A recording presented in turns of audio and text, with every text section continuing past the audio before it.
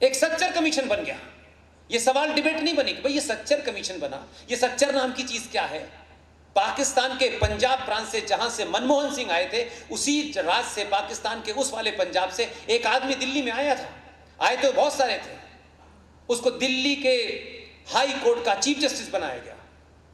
और आपके शत्रु ने कहां से ढूंढा? आज आपका आदमी ढूंढता है तो आपको कई सवाल पूछने लगते हो। तब नहीं पूछा था, तब आप नींद में थे क्या?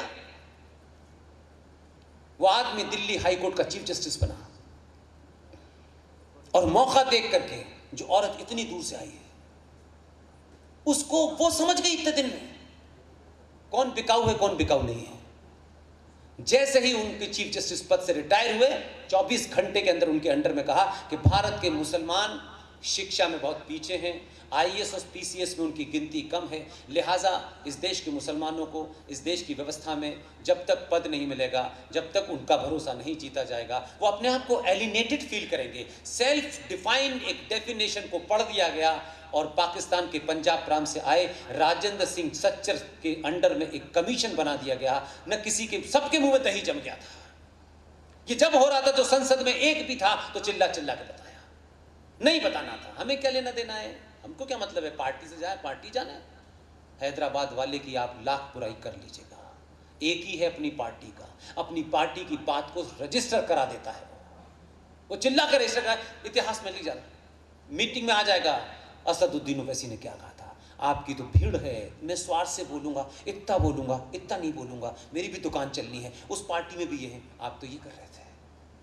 राजेंद्र सच्चर के अंडर में मेरे टैक्स के पैसे से एक कमीशन बना जिसे सच्चर कमीशन कहते हैं।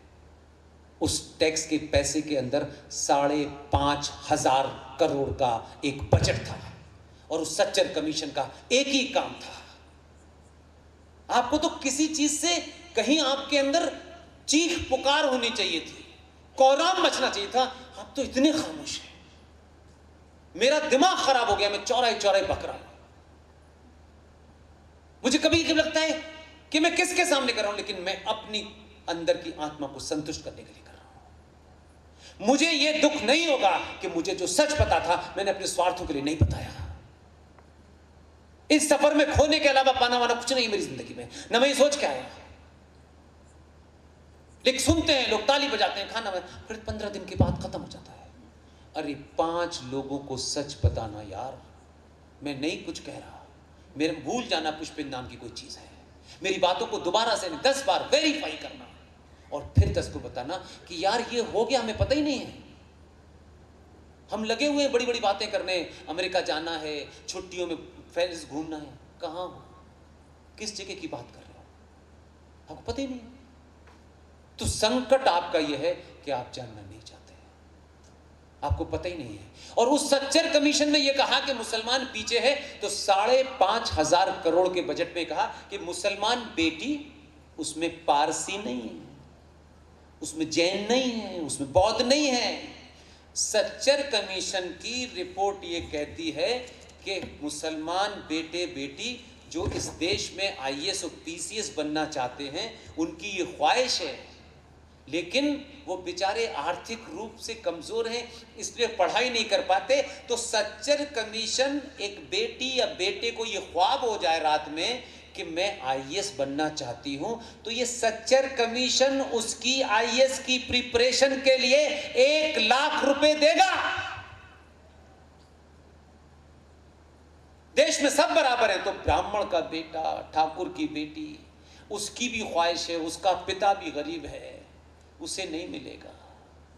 और इस बहाने इस देश में राजनीतिक तौर पर आपने बहुत पहले सरेंडर कर दिया था, और आप जानते हैं कि राजनीति बदलती रहेगी। व्यवस्था कम से कम 30 साल बाद जो आईएएस बन के बैठा है, वो 30 साल 35 साल के बाद हटेगा। उसे हटाने का आपके पास वोट का कोई अधिकार नहीं है। देखिए, जाकर के आंकड़े निकालिएगा, कितने आईएएस बने हैं और कितने पीसीएस बने हैं, और कहाँ कहाँ वो डॉट और कॉमा लगा रहे हैं। आपके हाथ से इस देश की व्यवस्था निकलने वाली है, बहुत जगह निकल गई है। लेकिन सच्चर कमीशन, मोदी आ गया, हटा दो।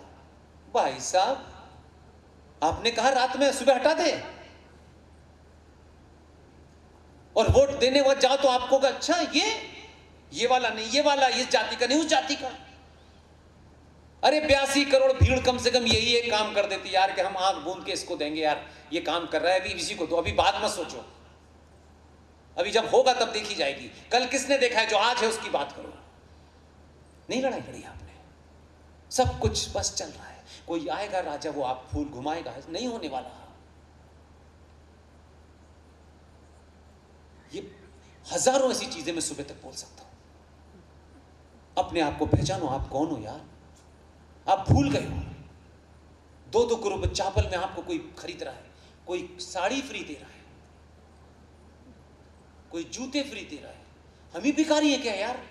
हर पार्टी आपको खरीद रही है, और खरीदने के बाद आपका मुंह बंद हो जाता है। खरीद औरों को भी रही है, वो खरीदने के बाद भी अपने ईमान पे वोट देते हैं कि कौन आदमी इस समय इस पूरे मूवमेंट को तोड़ सकता है। तो आप ही के लोग गाली दे रहे हैं खड़े होकर के, नाम उनका सिंह में हो या शर्मा में हो या श्रीवास्तव में हो, दे तो वही रख रहे हैं। उनको पता है फॉल्ट लाइन कहां है और कहां पे हमला करना चाहिए। इसलिए जो अंबेडकर को गाली देते हैं, उन्होंने कितनी खूबसूरती से एक नारा चलाया और चल गया, और आपको ये गलत फहमी हो गई कि ये जो दलित है, ये जो गंदगी साफ करता है, ये निचला है। कौन से ग्रंथ में पढ़ा था, कौन से ग्रंथ में पढ़ा था। आज भी एज पर रिकॉर्ड टुडे जो भारत में, मैं बार बार ये मिसाल इसलिए देता हूं कि मैं कोई बीच की नहीं देना चाहता, टोटल पॉपुलेशन ऑफ ब्राह्मण अराउंड 2%, टोटल पॉपुलेशन जो आंकड़ा है, टोटल 2% में 3% ब्राह्मणों की वो गिनती है जो आज भी सीवर सिस्टम काम साफ करने का काम करते हैं। मां के पेट से ब्राह्मण पैदा हुए, वो अपनी जगह है, लेकिन जीवन जीने के लिए वो सफाई कर्मचारी का काम कर रहे हैं। लेकिन इस पे बात नहीं होगी, ये बात नहीं होगा, इधर उधर की बात होगी। आपने मतलब आपके सोने की लिमिट है यार। आप कितनी इमेजिनरी बातों पे खुश हो जाते हो। बस बस बस भाई, बस अब नहीं करना, बस अब नहीं यार, बस नहीं। 1000 साल तक भी अगर युद्ध चलेगा तो हम जैसे लोग पैदा होते रहेंगे, हम तब तक लड़ते रहेंगे जब तक हमारी सभ्यता की पूरी स्थापना न हो जाए। ये कोई मेरे तेरे का झगड़ा नहीं है। किसी ने किया, नरसिम्हा राव अपना काम करके गए। नरसिम्हा राव भी अगर कुछ होते तो आज भी जिंदा होते और किसी बड़े पद पे होते मर जाते।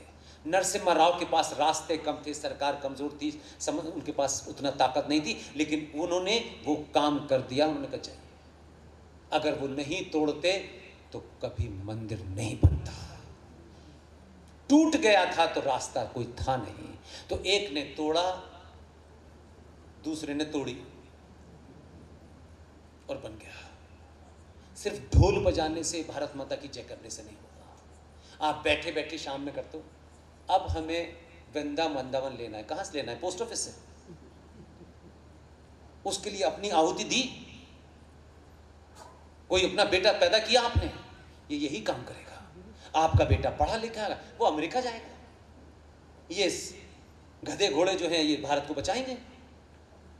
ये जो मानसिकता है ना, हमारा बेटा तो वहां जाएगा और वो बड़े पैकेज पे जा रहा है। पैकेज पे जाने वाला आता नहीं है।